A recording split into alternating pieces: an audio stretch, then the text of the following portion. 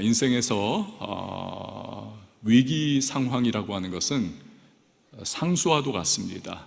늘 떠나지 않고 우리에게 잊혀질 때 같으면 다가오고 또 다가오는 그러한 모습이지요. 그러니까 우리는 관건이 무엇이냐, 어떻게 반응하고 대응하느냐, 이 부분입니다. 며칠 전에 이 신문에서 2015년에 있었던 메르스 사태 여러분 기억하십니까? 그 당시에 삼성의 당시 부회장이었던 이재용 부회장의 사과문을 끄집어냈던 적이 있습니다. 위기 관리를 논하면서요, 그 당시 삼성 산하의 이 삼성 서울병원, 여기에서 이 중동 사우디아라비아에서 감염이 돼가지고 입국을 했던 이 메르스 의심 환자를 보건당국에 제때 이 보고를 못한 거예요, 병원에서. 이 환자를 돌보다가 의료진 역시도 이제 감염이 된 겁니다. 근데 이 사실도 관계 당국에 역시 제때 보고를 하지 않았습니다. 이 일로 인해서 이 병원이 메르스 확산의 진원이 됐다라고 하는 맹렬한 비난을 받고 있던 그 당시입니다. 그런 상황에서 이 이재용 부회장이 사태에 대해서 우리가 마땅히 다 책임을 집니다. 그리고 앞으로 어떻게 우리가 대책을 세워서 이 일이 잘 해결될 수 있도록 최선의 노력을 우리가 기하겠습니다. 이러한 진심 어린 진솔한 사과, 합리적인 대책에 대한 그러한 이 마련, 강구, 발표, 이것을 했었습니다. 그리고는 굉장히 겸손한 모습으로 허리를 90도 꺾어가지고 인사를 드리며 그렇게 사과문을 낭독을 했던 그러한 상황이었습니다. 이 일로 인해서요, 그동안 막 끓고 막 그냥 또 끓어오르던 비난 여론이 한순간 싹 사라지고 말았습니다. 그리고 오히려 이 사과문이야말로 지금까지도 사과문의 정석이다라고 그렇게 회자가 되고는 합니다. 반면에 여러분, 같은 사과문을 발표를 했지만 오히려 부정적인 결과를 초래한 경우도 많습니다. 그 한 예가 어느 유통업체예요. 같은 2015년입니다.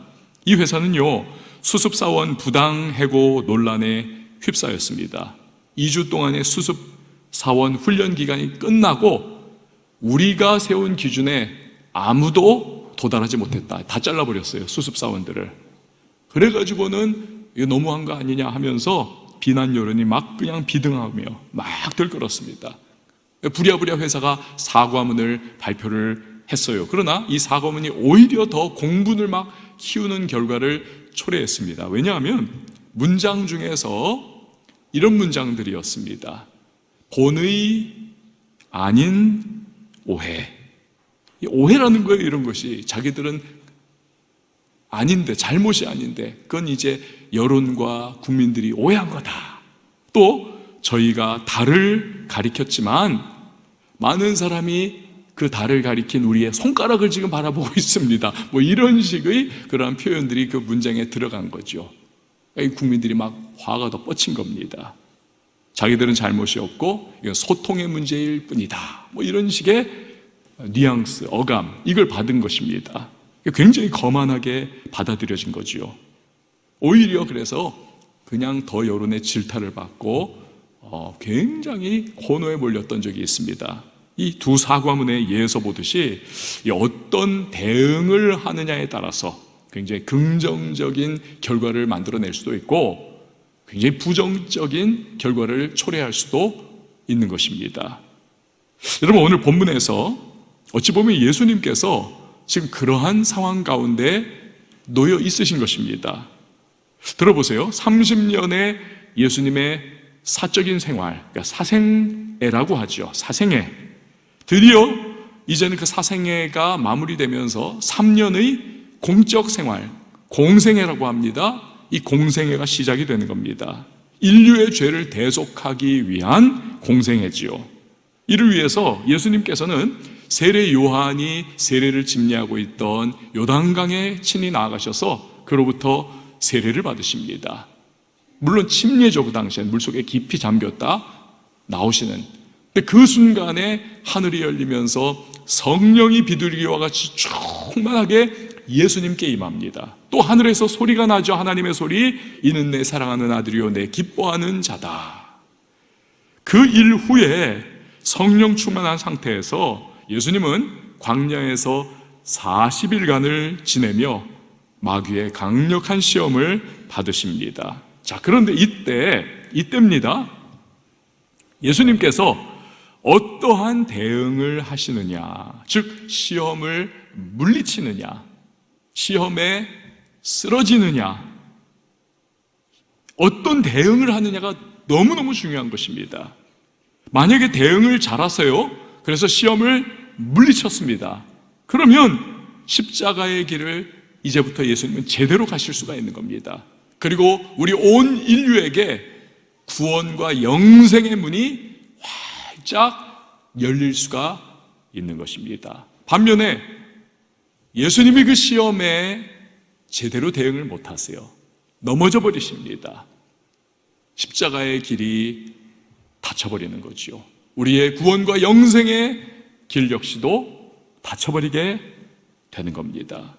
자, 예수님이 어떻게 대응하셨습니까? 결과부터 말씀드리자면 너무너무 대응을 잘하셨습니다. 마귀의 시험 다 물리치시고 우리 예수님 완벽하게, 그야말로 그냥 완승을 우리 예수님 거두어 주셨습니다. 이로써 십자가의 길로 흔들림 없이 그는 나아가시고 우리에게 구원과 영생의 문이 활짝 열리게 된 줄 믿습니다. 그래서 우리가 이 자리에서 예배할 수가 있는 것이죠.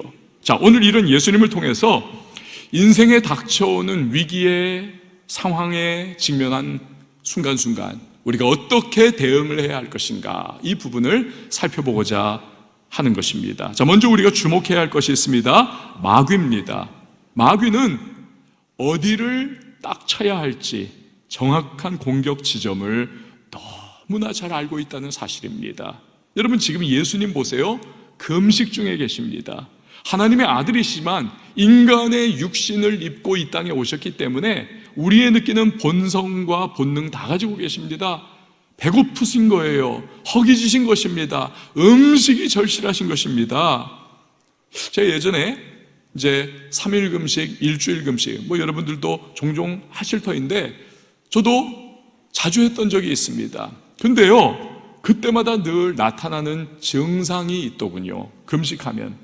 금식 안 하고 하루 삼시세끼 그냥 꼬박꼬박 먹을 때는요, 생각이 안 나던 그 음식들이 왜 이렇게 막 많이 생각이 나는지, 이것도 먹고 싶고 저것도 먹고 싶고 요것도 생각나고 저것도 생각나고, 그래서 금식하면서 나중에는 금식 끝나면 먹어야지 해가지고 목록을 다 적은 거예요. 짜장면, 김밥, 떡볶이, 탕수육, 잡채 막 이런 것들 다 적는 겁니다. 다 적는 거예요.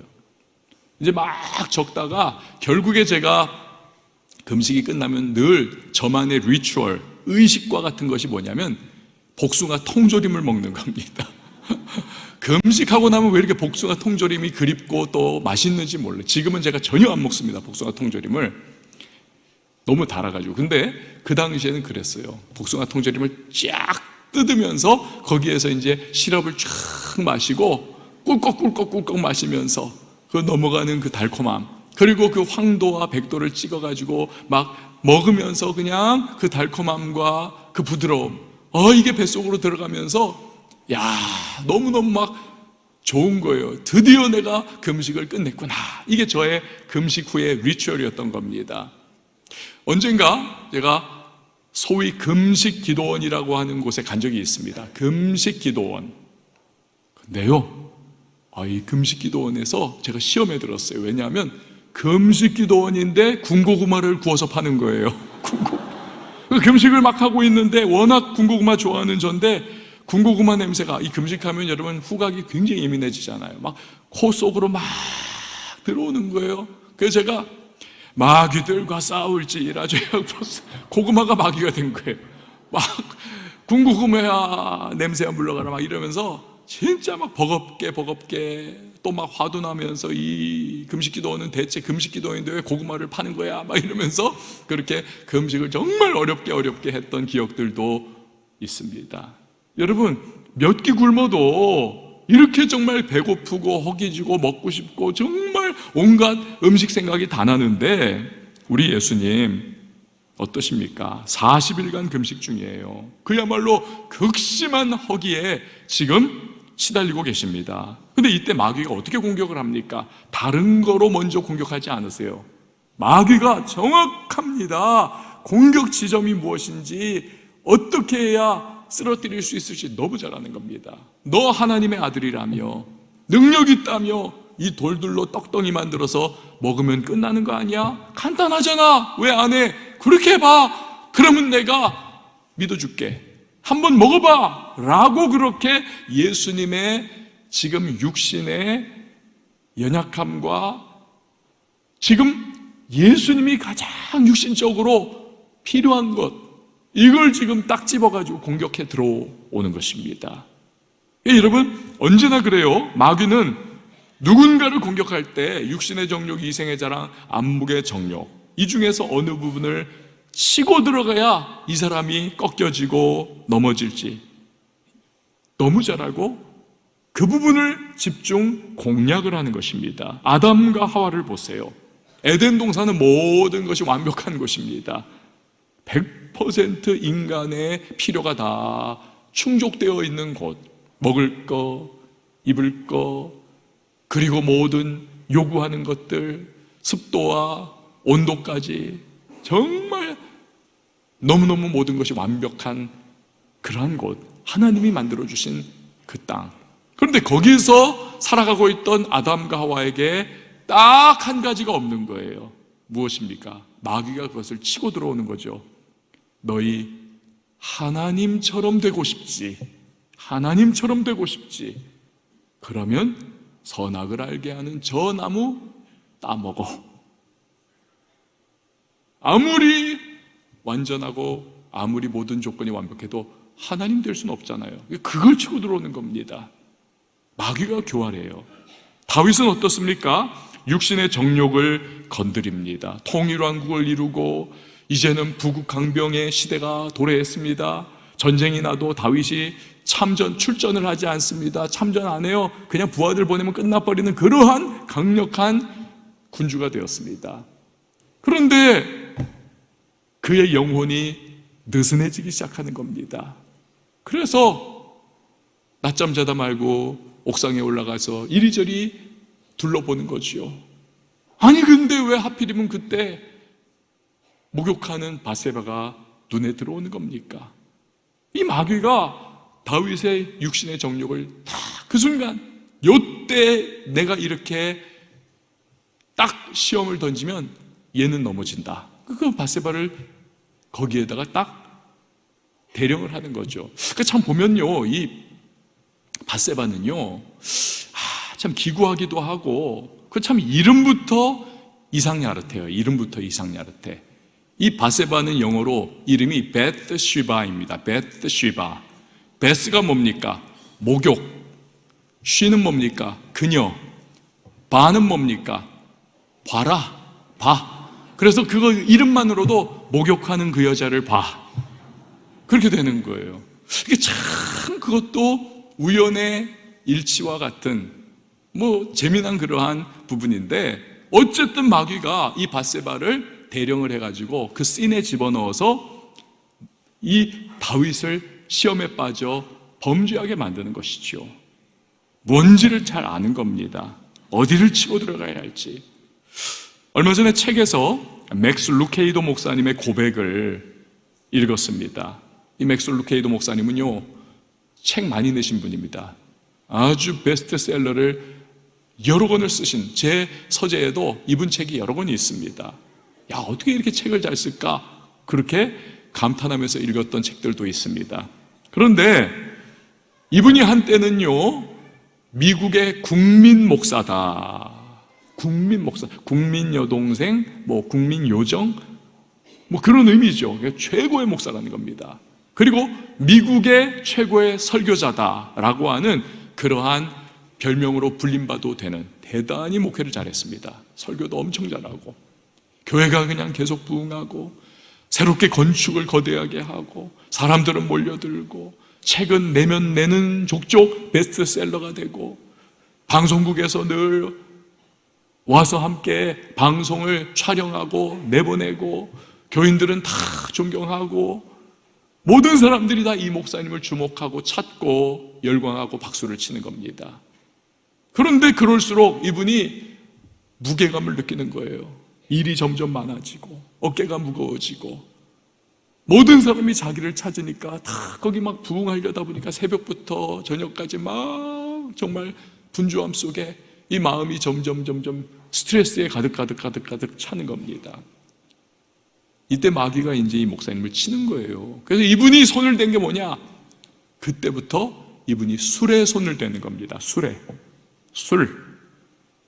교회에서 사역이 끝나면 차를 몰고 멀리 교회로부터, 가까우면 안 되죠, 멀리 있는 편의점, 멀리 교인 없을 것 같은 지역 가가지고 거기서 편의점 들어가서 슬렁슬렁 보는 거예요. 주인도 나한테 인사를 안 하고 들어온 사람들도 나를 못 알아보고 그러면 여기는 안전하다. 그래가지고는 거기서 이제 술을 사가지고 주차장에 가가지고 그 술을 차 안에서 마시는 겁니다. 그러면서 스트레스와 답답함과 그 모든 무게감을 술로 다 푸는 거예요.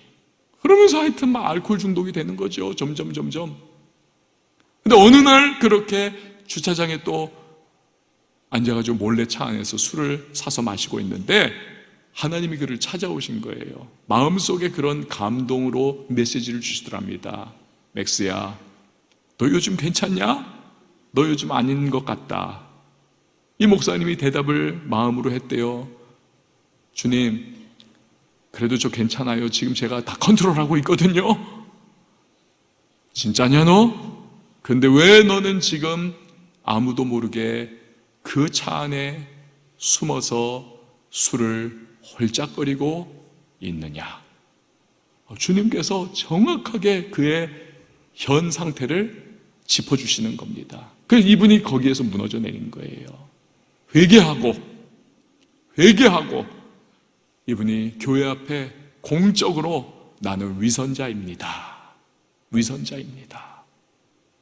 내가 겉으로는 국민 목사다, 최고의 설교자다, 내가 그렇게 칭송받고 내가 그렇게 박수받았는데 내 내면이 무너져 내렸고 내 삶은 붕괴했고 나는 술로, 알코올로 스트레스를 풀 수밖에 없는 이 지경에 이르렀습니다. 여러분, 그의 약점이 무엇이었습니까? 역설적으로 그의 가장 강한 강점, 능력이 탁월하다는 것이 이게요, 동전의 양면처럼 그의 약점이었던 겁니다. 너무 일 잘하고 너무 능력이 있으니까 과중하게 되다가 결국에는 그 압박과 무게와 스트레스에 사로잡힌 거죠. 마귀가 그 부분을 놓치지 않고 공격을 한 겁니다. 여러분, 마귀가 저와 여러분의 약점을 알까요? 모를까요? 잘 아십니다. 아십니다가 아니지. 잘 압니다, 그놈이. 네. 잘 압니다. 잘 알아요. 너는 육신의 정욕으로 치면 넘어질 거야. 너는 이생의 자랑으로 치면 넘어질 거야. 너는 안목의 정욕으로 때리면 너는 그냥 무너져 내릴 거야. 다 압니다. 그래서 어떤 사람은 이성으로 유혹을 합니다. 어떤 사람은 돈, 물욕으로 유인을 합니다. 어떤 사람은 명예욕으로 시비를 겁니다. 어떤 사람은 성공욕구, 이 불타는 성공욕구, 이걸로 유혹을 하는 거예요. 어떤 사람은 하여튼 술이나 마약으로 유혹을 합니다.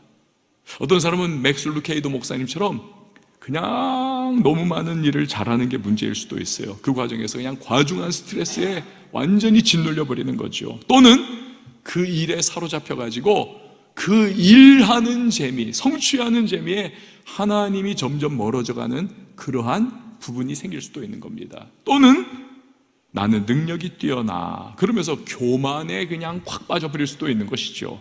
그럼 그런 부분들을 마귀가 놓치질 않는 겁니다. 집요하게 파고 들어와서 결국 우리를 쓰러뜨리게 하는 거지요. 여러분, 그 외에도 마귀는 다양한 방법으로 우리의 공격 지점을 정확하게 외과 수술적으로 찝어내면서 우리를 유혹하고 시험하고 넘어뜨리려 도전해 오는 것입니다. 에베소서 4장 27절은 그렇기에 우리에게 말씀하는 거죠. 마귀에게 뭘 주지 말라고요? 틈을 주지 말라. 틈을 주지 말아라. 틈 타고 들어온다. 이런 말이 있습니다. 여러분, 재림하시는 예수님은 구름 타고 오시고 마귀는 틈을 타고 온다. 뱀이 주로 틈 타고 들어가자. 이렇게. 이 마귀가 틈 타지 못하도록 우리는 나는 약점이 있는 사람이야. 우리가 주로 넘어지고 흔들리는 곳이 그게 그 우리의 약점입니다. 주로 그 약점을 우리가 인지하면서 나는 이런 약점이 있지, 나는 이것이 위험하지, 늘 경각심을 가지고 조심하고 조심하는 것. 약점이 있음에도 불구하고 그것을 생각하는 것과 생각하지 않는 것은 여러분 하늘과 땅의 차이가 있는 것이죠. 마귀가 예수님을 무너뜨리기 위해서 세 가지로 강력하게 공격을 합니다. 첫 번째는 예수님의 너무나 허기진 식욕을 자극을 하고 있습니다. 그렇죠? 두 번째로 자기한테 절하면 천하만국의 영광과 권세를 주겠다. 이것은 물욕으로 시험을 하는 겁니다. 세 번째로는 성전 꼭대기에서 네가 뛰어내려도 아무 일 없다는 것을 네가 보여봐라. 천사들이 너를 발을 이렇게 다 들어가지고 너 떨어져도 안전하게 하지 않겠느냐? 그걸 한번 보여봐라. 네가 하나님의 아들임을 입증해라. 이건 예수님의 자기 증명욕, 자기 과시욕, 이걸 보여달라는 것입니다. 그런데 예수님은 이런 마귀의 시험에 넘어가십니까? 넘어가지 않죠. 하나하나 예수님께서는 적절한 대응을 통해서 다 깨부숴버립니다. 때로는 말씀으로 깨부숴버리고 하나님에 대한 신뢰와 그분의 주권을 인정해드림을 통해서 마귀의 도전과 공격을 다 주님은 파쇄를 해버리시는 것입니다. 자, 그런데 예수님이 이렇게 승리하신 가장 근본적인 바탕이 되는 것이 무엇이냐? 그것이 바로 예수님의 강력한 기도였던 것입니다. 강력한 기도. 여러분 1절 말씀 우리 같이 한번 읽어보도록 하겠습니다. 시작.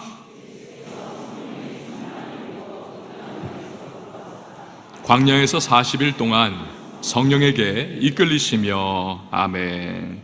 예수님은 이미 요단강에서 세례 요한에게 세례를 받으신 이후 하늘이 열리고 성령이 비둘기와 같이 충만하게 임하심을 통하여 이미 성령 충만하신 분이세요. 성령 충만. 그 1절에도 예수께서 성령의 충만함을 입어. 그런데 충만하게 임하신 그 성령께서 예수님을 광야로 몰아가시더라는 것입니다. 목적이 무엇입니까? 2절에 나오죠. 마귀에게 시험을 받으시더라. 이 마귀의 시험을 받게 하시려고. 그거 참 이상하죠? 성령께서 예수님을 마귀의 시험 받게 하시려고 했다.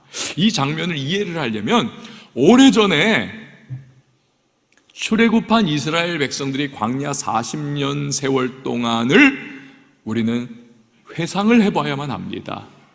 여러분, 그들이 왜 40년의 광야 생활을 이스라엘 백성이 했습니까? 목적이 있어요. 하나님께서 신명기 8장 2절에 알려주고 계십니다. 같이 한번 봅니다. 시작. 내 하나님 여호와께서 이 40년 동안에 내게 광야 길을 걷게 하신 것을 기억하라. 이는 너를 낮추시며 너를 시험하사 내 마음이 어떠한지 그 명령을 지키는지 지키지 않는지 알려 하심이라. 아멘. 즉 광야 40년 세월 동안 하나님은 이스라엘에게 확인하기를 원하셨던 거예요. 너희들이 내 명령과 율법과 율례를 지키는가 안 지키는가를 내가 보고 싶다. 그들이 어떻게 됐습니까? 다 실패했습니다. 40년 세월 동안 그들은 수없이 하나님께 원망불평합니다. 금송아지 만들어 놓고 우상 숭배합니다. 그들이 하나님 앞에 불신앙으로 나아갑니다. F를 맞은 거예요. 여러분, 이제 예수님도 이스라엘 광야 40년의 축소판인 광야 40일의 과정을 통해서 마귀의 시험을 겪는 것이고, 과연 그 과정 속에 하나님의 뜻과 하나님의 말씀을 지키는가, 하나님 우선주의로 행하시는가, 그렇지 않은가, 이것을 증명해 보이셔야 하는 것입니다. 그게 드러날 거예요. 만약에 예수님이 마귀 시험에 잘못 대응하고 쓰러지고 넘어진다, 십자가의 길은 막혀버리는 겁니다. 우리의 구원의 길은 물 건너가게 되는 것입니다. 광야 40일의 시험 기간이 이렇게 중차대한 의미를 갖고 있기 때문에 우리 예수님은 그냥 마귀의 시험을 그냥 대응하는 게, 맞이하는 게 아니에요. 비상한 상황에는 비상한 기도가 필요한 것입니다.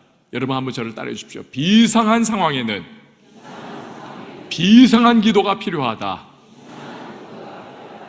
그렇습니다. 비상한 상황에는 비상한 기도가 필요한 겁니다. 인류의 죄악을 해결할 십자가의 길을 갈 수 있냐, 그렇지 못하느냐, 이 비상한 위기 상황 앞에서 예수님은 대응을 하시되 비상한 기도, 강력한 기도로 대응을 하시더라는 것입니다. 금식을 40일 동안 하시는 거예요. 금식을 강력하게 생명까지 내어 거시고, 그럴 때 너무나도 교활하고도 무서운 마귀의 시험을 이길 수 있었고, 그 결과 그는 십자가의 길로 나아가실 수가 있었던 것입니다. 할렐루야. 여러분, 예수님은요 언제나 그러십니다. 비상한 상황에는 비상한 기도로 언제나 대응을 하셨습니다. 겟세마네 기도도 그거 아닙니까? 잠시 후면은 이제 붙잡혀 십자가 지셔야 하는 너무너무 비상한 상황입니다. 그때 예수님께서 비상한 기도 하시잖아요. 강력한 기도, 땀방울이 핏방울 되기까지 자기의 육신을 쳐서 복종시키고 하나님 뜻대로 되기를 원하는 그 정말 몸부림의 기도를 치면서 결국 나아가는 거 아닙니까?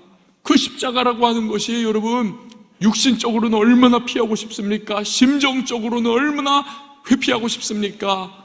너무나 많은 고통을 받아야 하고, 창세 때부터 온 인류의 모든 죄악과 더럽고 추악한 그 모든 죄들을 다 짊어지고 죄인이 되어 죽어야 하는 끔찍하고 무서운 죽음이 아닙니까? 게다가 창세 이전부터 너무나 친밀하고 하나됨으로 늘 함께 하셨던 성부 하나님과의 관계가 십자가를 지는 죄인이 되는 이상 죄와 거룩은 함께 할 수 없잖아요. 하나님이 고개를 돌리시고 외면해버리시는 상황이 되는 겁니다. 그러니 얼마나 고통스럽습니까? 육체적으로, 정서적으로, 영적으로. 이걸 피하고 싶은 건데, 비상한 상황이기에 비상한 기도, 그 겟세마네의 기도로 예수님은 돌파해 나아가시는 것입니다.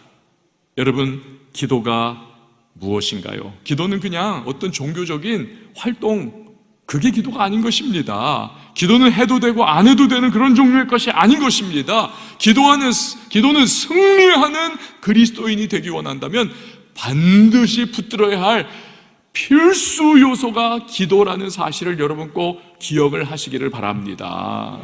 리처드 포스터는 기도에 관해서 이렇게 말을 했습니다. 기도할 때 우리는 하나님과 협력하여 미래를 결정하는 것이다. 우리가 올바로 기도할 때 역사의 특정한 사건들이 일어난다. 우리는 기도로 세상을 바꾸는 자들이다. 여러분 한번 따르십시오. 우리는 기도로 세상을 바꾼다.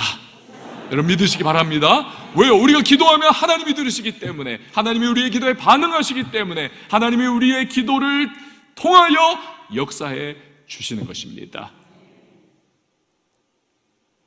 그래서 여러분, 누군가 말하는 것이 맞아요. 제가 몇 번 말씀드렸죠. 기도가 가는 대로 인생이 가는 것입니다. 기도가 가는 대로 인생이 가는 것입니다. 하나님이 기도를 들으시고 응답하시기 때문에, 기도가 이런 능력을 가지고 있기 때문에, 또 여러 번 말씀드린 F.B. 마이어 목사님의 말씀, 인생의 가장 큰 비극은 응답되지 않은 기도가 아니다. 드려지지 않은 기도이다. 하나님이 기도를 들으시고 응답해 주시고 역사해 주시는데, 그것이 기도인데, 그것이 기도의 능력인데, 근데 기도를 드리지 않아요. 그래, 인생의 이 큰 비극이 또 어디 있겠습니까?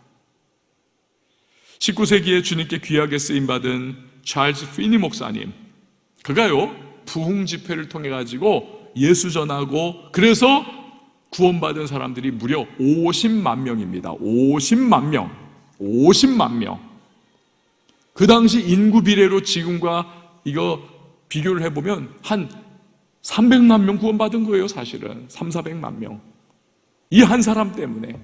그리고 그 사람들의 85%가 다 교회 안으로, 여기저기 다 교회 안으로 제대로 들어가가지고 신앙생활의 뿌리를 잘 내리고 신앙생활을 했다는 거예요. 그냥 교회 한번 와가지고 복음 듣고는 그냥 분위기에 휩쓸려서 한번 나 믿을게요 하고 나서는 사라져버린 사람 많잖아요. 그런 거 말고 85%가 예수님 믿었다니까요. 진짜로 교회 들어가가지고 등록하고 다. 그래서 기독교 역사가들은 이 찰스 피니 목사님을 사도 바울 이후 최고의 부흥 전도자다, 그렇게 평가를 합니다. 그런데 이분이 얼마나 성령 충만했던지 길게 말할 필요도 없어요. 몇 마디 말만 해도 사람들이 너무 성령 충만하니까 그 말에 그냥 완전히 강탈을 당해가지고 막 통곡하고 뒤집어지고 예수 믿게 되고 회개하고.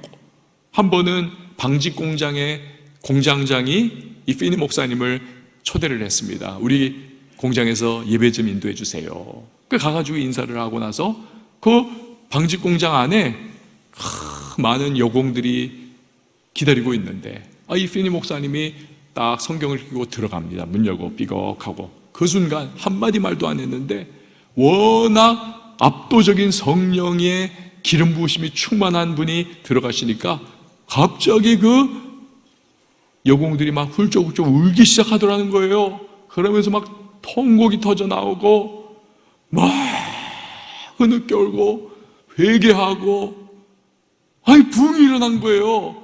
한마디 말씀 전하지도 않았는데 이미 끝나버린 겁니다. 다. 여러분, 피니 목사님은 그래서 자서전에 그렇게 말을 남깁니다. 자기가 말씀을 전할 때 진짜 그 말씀 전할 때 그 말씀이 꼭 실제적으로 양날선검이 쫙 나가가지고 사람들의 영혼에 막 꽂히는 느낌이었다는 거예요. 활을 쏴가지고 그 날아가는 화살이 사람들의 마음에 막 팍팍 박히는 그런 느낌을 받는다는 거예요. 망치로 그냥 돌을 부숴버리는 그러한 느낌을 실제적으로 자기가 받는다는 거예요. 그만큼 성령 충만한. 근데요, 그러다가 또 어떤 때는 마치 안개가 아무리 빽빽해도 태양이 뜨면 그 안개가 그냥 금방 사라져버리는 것처럼 그 성령의 충만한 임재가 갑자기 싹 사라져버릴 때가 있다는 겁니다. 그런 날은 아무리 말씀 전해도 아무 일도 일어나지 않고, 신방 쫓아다녀도 사람들이 회개하지도 않고, 사람들에게 예수 믿으라고 해도 변화가 일어나지도 않고, 너무 답답하고 너무 괴롭고, 맛을 봤으니 알잖아요. 그러니 막 미치는 거예요. 그러면 이분이 했던 것이 뭐냐면 비상한 상황에는 비상한 기도를 하는 겁니다. 금식 기도에 돌입하는 거예요. 그래가지고 그냥 하루 종일 금식 기도하면서 주여, 나는 주님 아니면 안 됩니다. 주님의 도우심 없이 나는 아무것도 아닙니다. 주님께서 성령으로 임해 주셔야 나는 감당할 수 있습니다. 막 이러면서 막 가슴을 두드리면서 금식하고 울면서 어린아이처럼 매달리고 막, 그러면 어느 순간 또다시 성령의 기름 부으심이 임하더라는 거예요.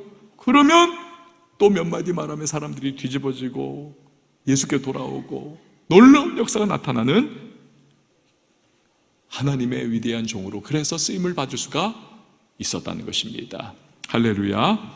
사랑하는 여러분, 하나님은 어제나 오늘이나 영원토록 동일하신 분임을 믿으십니까? 하나님은 아브라함의 하나님이요 이삭의 하나님이요 야곱의 하나님이요 또 오늘 우리의 하나님이심을 믿으시기를 바랍니다. 하나님의 능력은 동일하십니다. 그렇다면 인생의 위기 상황을 만날 때 그 비상한 상황에 우리는 비상한 기도를 해야 하지 않겠습니까?